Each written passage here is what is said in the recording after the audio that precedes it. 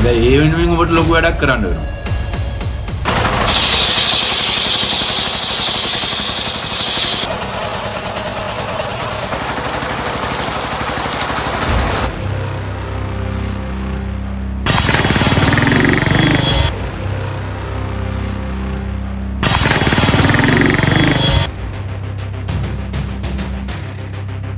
මං අරු එනවා මාමි.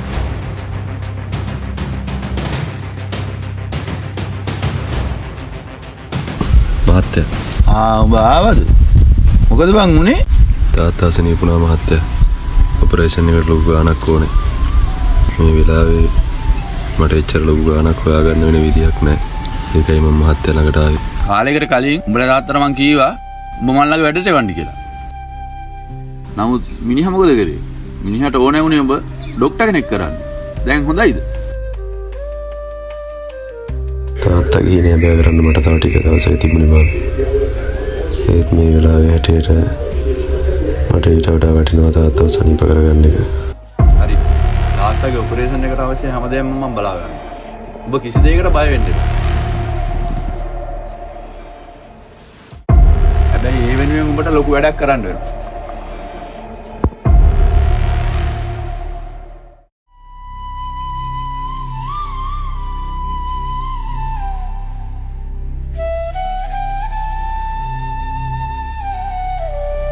කමක් නැහැ මහත්තයා. තාත්තා ජීවත් වෙනවා නම් මම ඒ වෙනුවෙන් උඩ දෙයක් කරනවා.